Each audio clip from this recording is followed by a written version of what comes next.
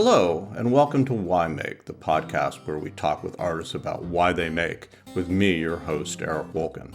If you'd like to learn more about Why Make, please go to our website, why-make.com. Also, please consider supporting the Why Make podcast by again going to whymake.com and clicking the donate button. All donations are tax deductible through our fiscal sponsor, Fractured Atlas. How to measure your worth. This is a question Paul Sasso addressed in his 1990 sculpture featuring a woman and a man's torso wrapped in measuring tape. It was inspired by instructions in an old Sears catalog that explained how to measure yourself for mail-order clothes. But to Paul, a Canadian-born woodworker, furniture maker, sculptor, and educator, it was a metaphor for so much more. What is your value? How do you measure it? And how will that be remembered? As Paul told me in a conversation we had back in 2023, I steal a lot. And pop art had certainly introduced me to the fact that you could use popular imagery to your best means in delivering an idea. And that's what I wanted my work to be anyways, is I'm delivering ideas. It's not just furniture. If I'm going to make stuff, I'm going to make things that comment on the society I live in, and which is important to me. And it's probably not that important for holding your socks in a drawer. Humor and silliness with a poignant sense of purpose is how I remembered Paul from that conversation. Here is his comment on the work he was making around the time of How to Measure Your Worth. This stuff was so bizarre that I remember the dealer I had in New York just goes, "This stuff's weird. Just weird. This is just weird stuff." And that was okay. I like being weird. Sadly, in March of 2025, Paul passed on to that great measuring tape in the sky. After an exceptional career as a maker, educator, and mentor, Paul was a notorious character in my world, the field of woodworking and furniture, and I was very familiar with the unique humor of his painted wood creations, pieces like All-American Makeup Mirror, the cowhide pattern Chippendale Evans Armoire, and We Barely Knew Her, a 1993 piece on the plight of our planet, about which he wrote, "I have never known a person interested in beauty to destroy anything without careful consideration. Our world's environmental problems are directly related to an aesthetic deficit. That is why art is so important." Rob, my Why Make partner, and I set up that 2023 video call. I think I'm getting a sign that says your network is struggling.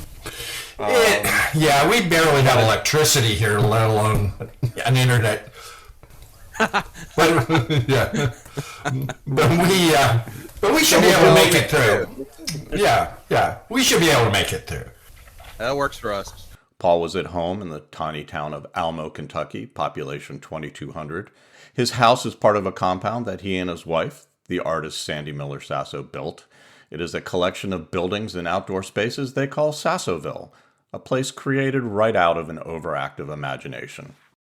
Sassoville is an idea, and it's kind of a ridiculous place. It's we have 10 acres, 10 give or take. I don't know. Things have changed over the years, and neighbors build fences here and take some, and then I take some, and so it's never. When I'm dead, I think they'll have to just survey it all and fist fight in the future about what this place is. We have really extensive gardens, and they've kind of a love-hate with my wife and I about it, because I love to build stuff. I mean, that's what I do. I build stuff. And so we have 6 buildings, extensive stone walls, stairways. Kids love it here. It's just like a magical place for them to run around. And then there's a smattering of topiaries all over the place. So it's pretty magical. And it's really fun to do. It's a lot of work, but it's a lot of fun to do. It's also a place with an iffy connection, both Wi-Fi and otherwise, to the real world. Unfortunately, the quality of our recording that day wasn't great, and Paul could not hear our questions, and we had a hard time hearing him. So we vowed to do a do-over, to visit Sassoville one day soon, and have this talk in person. Sadly, that day never came. But now, through the power of AI tools, I am able to clean up much of our conversation. And in honor of Paul, I'm happy to share a few of the highlights. We'd like to welcome Paul Sasso to the Why Make podcast. We will start with the infamous why make question, which is, what's your first memory of making something? I had to think about this because I've always made stuff, but the most memorable, I think, is when I was 5 and in the first grade.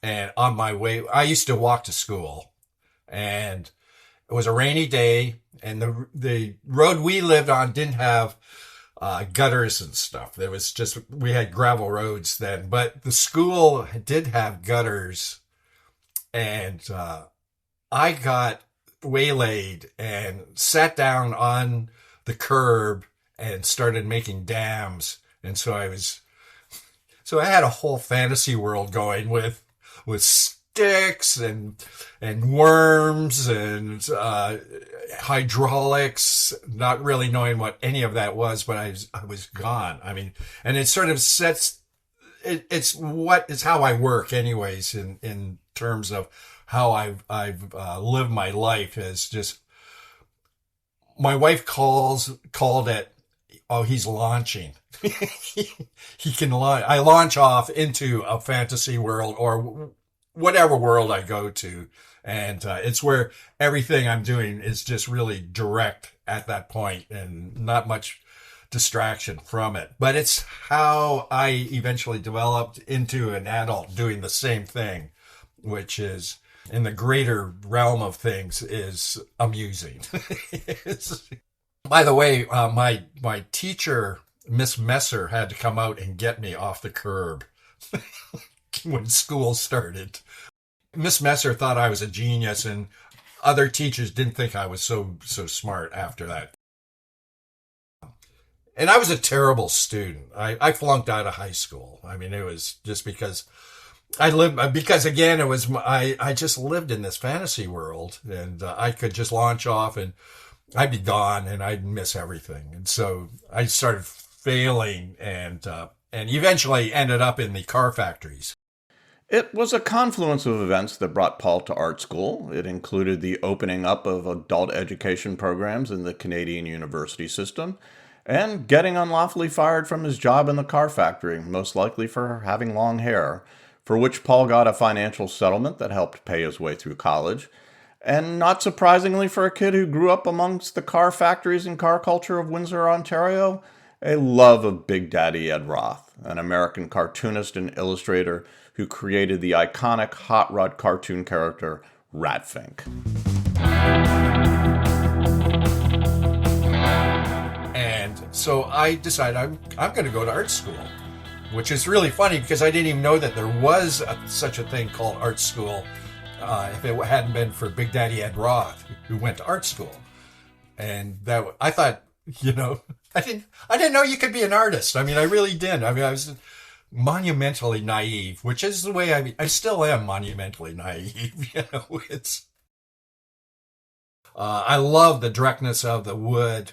And when I went back to school, I just started doing woodworking, and we didn't have a woodworking shop at the school, but I had a bandsaw, which I still have. I have this 1947 General bandsaw that's a cast iron, and it's a beauty. The happiest I've ever been is just having that simple tools, hand tools, and that bandsaw, which is still just a dandy tool. I love it. After finishing his undergraduate degree, Paul then went on to get his MFA at the University of Tennessee. I was a painter also, and I was taking painting at Tennessee and doing some pretty nice watercolor paintings.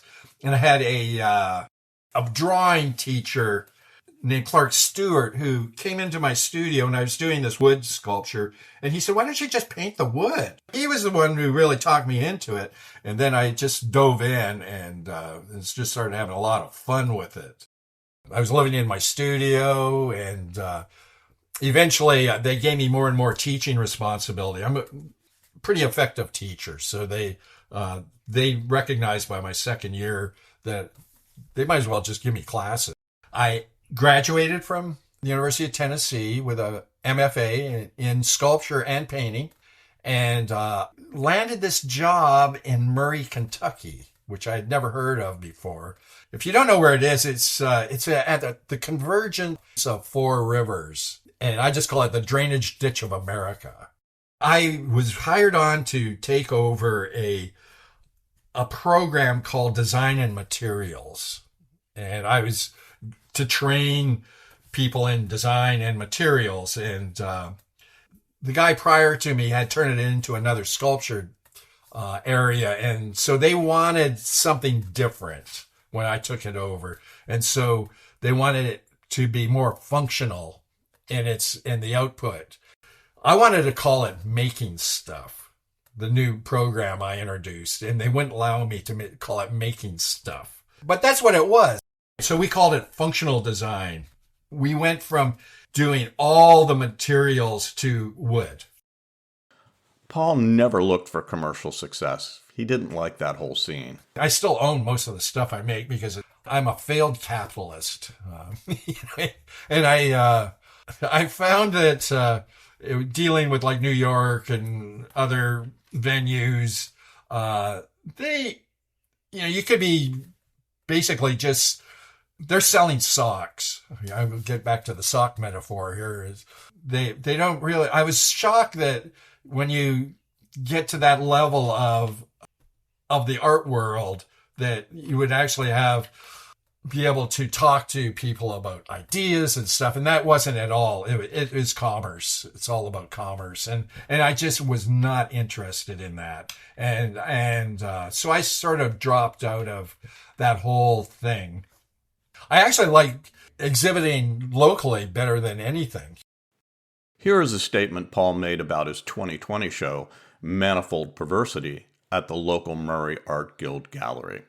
While I can speak to my interpretation of the objects, which, by the way, changes daily, I shy away from doing so because it would slide into a hodgepodge of preachy art speak, thus ruining my intentions that the work act as a catalyst for wonder and hopefully self-reflection on the viewer's part. I don't find my objects precious, but I find them maybe really personal. I'm very, very much about art as an act, where what I'm doing is the art.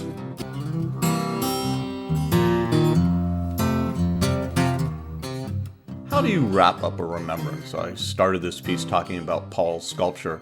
How do you measure your worth? What does that metaphorical tape measure look like? I think for me, it's the inspiration someone has left to others that carries on. That's why we're going to end with a few thoughts from one of Paul's former students, Brad Reed Nelson, who has also been a guest here on the podcast. When I first contacted Brad about doing something for this piece, he replied, "I would love to tell the story of the Sassoles," which at first I didn't quite understand, but I later learned that it's Brad's affectionate name for those that had studied under and been mentored by Paul. So let the Sassoles speak. As I reflect back on my relationship with Paul, and I think about the opportunity to study with him at Murray State, I think about how when the class would meet first of the week, he'd bring us together. We talk about what he wanted us to cover, where he wanted us to go, what demos he wanted to share. And then he'd look at all of us and say, "Now go make shit." That philosophy has stayed with me my whole life. It's a term I use. That term can be an ugly, vulgar thing. I mean, when people think about art and think that their art is shit, but that's not what he was saying. He was saying, don't get bogged down. Just start doing it. It'll come to you.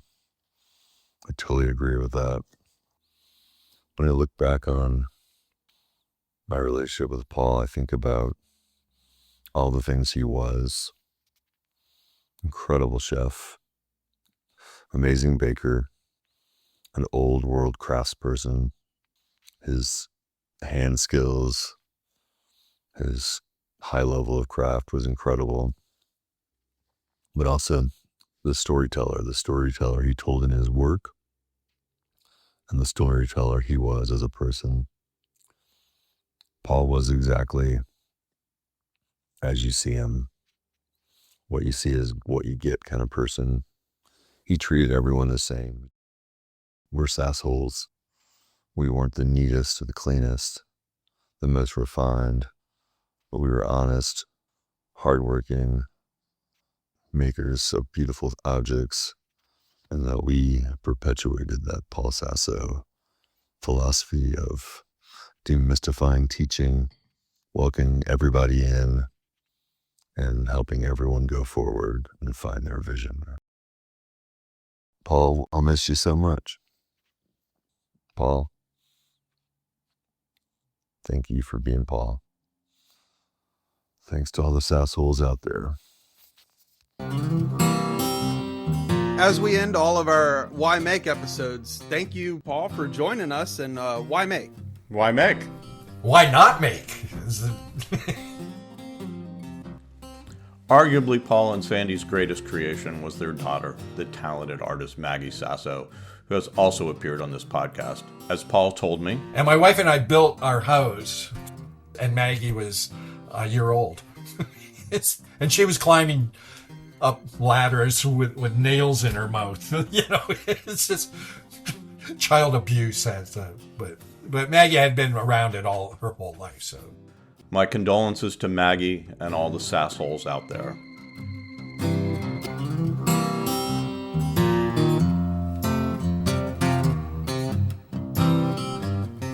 Why Make is a production of Rob Helmkamp and Eric Wilkin. Today's episode was edited with help from Johanna Zorn. You can help support the Why Make podcast by going to why-make.com and clicking on the donate button.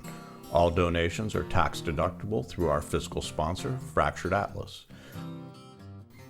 Music for this episode was Cool Man Blues, provided by musicomanfree.com and Coconut Bikini Surf Rock from pond5.com.